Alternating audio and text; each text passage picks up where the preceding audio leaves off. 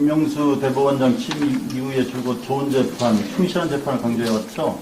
그래서 어떻게 그 취지에 맞게 뭐 사법개혁 취지에 맞게 현재 재판부가 운영되고 있습니까? 나름대로는 충실한 심리, 그리고 당사자의 승복을 좀 높이고 또 다수가 공감할 수 있는 재판을 위해서 나름 노력하고 있습니다. 알겠습니다. 갈등과 대립이 첨예한 시기일수록 또 법과 양심에 따라서 공정한 재판의 의미는 더 가치가 소중할 것인데요. 하지만 아직도 뭐 지고와 또 재산 유무 또 연고나 뭐 지연에 상관없이 재판부가 공정한지는 의문이 듭니다. 아직도. 법원장님 그 엄마 찬스, 아빠 찬스란 말 많이 들어봤죠? 이 두 가지가 제기되는 의혹은 비슷한데 수사 진행 과정이 너무 다른 것 같아요.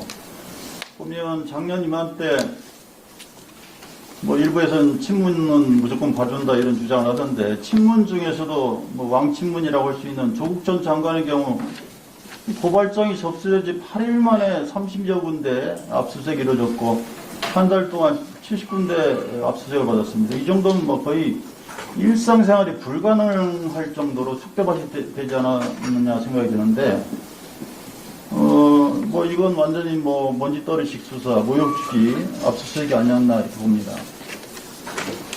그런데 그렇게 엄격했던 법원이 나경원 전 의원에겐 지나칠 정도로 관대한데요. 그 나 전 의원 관련 청구된 영장 통째로 기각됐죠? 됐었죠? 그러다 그 이후에 서울대병원과 SOK에 대해서 재청구가 이루어진 걸로 알고 있는데요. 맞죠? 예, 가보면 시간이 없으니까. 현재 뭐 수사 중인 사안이라 자세히는 말씀드리기 어렵지만은요, 모두 기각된 건 아니었습니다. 그러니까 처음에 기각됐다가 나중에 다시 재청구됐죠. 보면 나 전 의원은 무려 378일 만에 압수수색이 실시가 돼요. 이렇게 차이가 납니까? 그러니까 법조계에서는 나 전 의원 케이스처럼 실제로 압수수색 영장이 일괄 기각되는 경우는 정말 특이한 케이스에 속한다고 보는데 그 수가 얼마나 되나요? 일괄 기각되는 경우가? 전체 압수수색 영장에 있어서요? 작년에 보니까 거의 뭐 29만 건 정도가 발부가 됐는데 98.8%가 다 발부가 됐고 일괄 기각된 경우는 1.2%에 불과했습니다. 그러니까 나 전 의원은 1%가량에 불과한 매우 희박한 확률로 초기에 일괄 기각시킨 거죠. 이건 뭐 둘 중에 하나죠.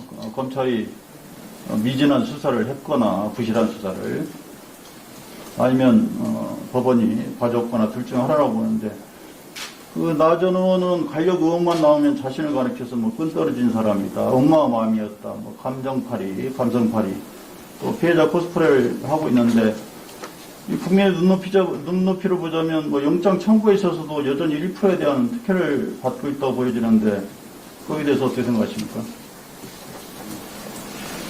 조금 전에 말씀드린 것과 같이요.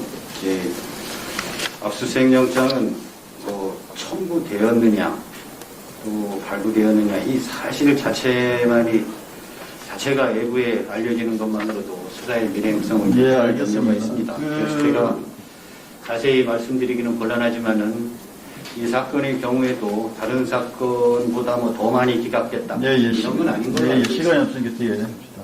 그러니까 이와 유사한 사례가 바로 또 사법농단을 주역했던 양승태 전 대법원 관련 부분도 보면 압수 기각률이 90%입니다. 응?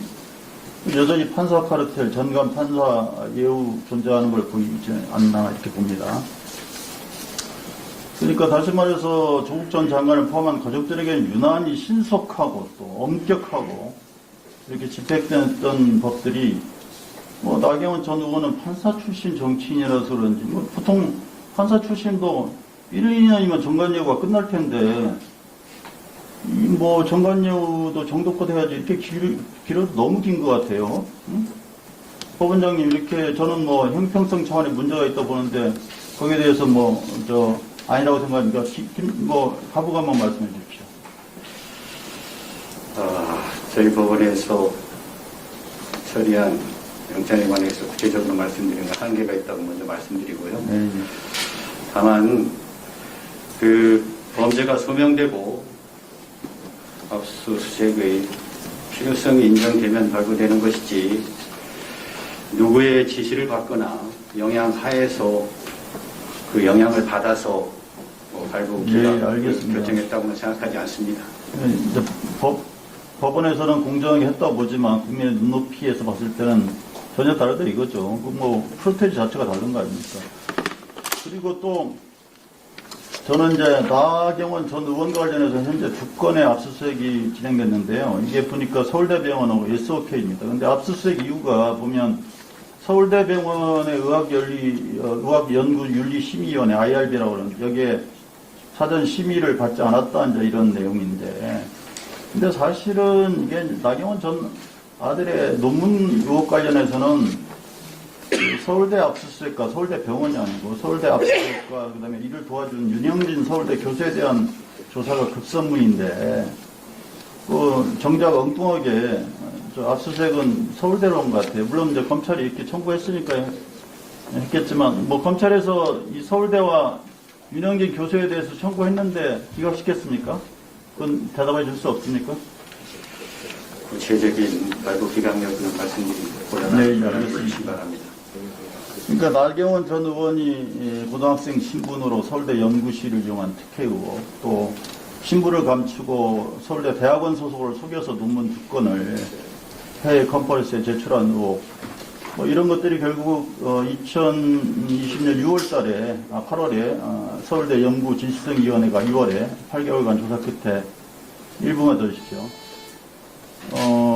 연구윤리 위반이다라고 하고 또 저자 자격을 박탈해야 된다 이렇게 했습니다. 그러다 보니까 아까도 말씀드린 것처럼 이 지시를 밝히려면 서울대병원이 아니고 서울대와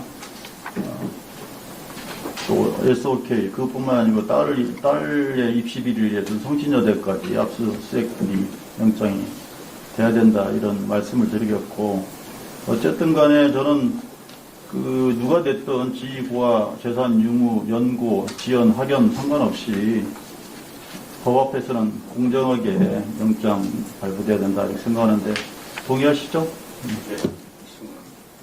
네. 예. 하여튼 뭐 그렇게 사법개혁의 취지에 맞게 법원이 자리를 정립해 주실 것을 부탁드리면서 이상입니다.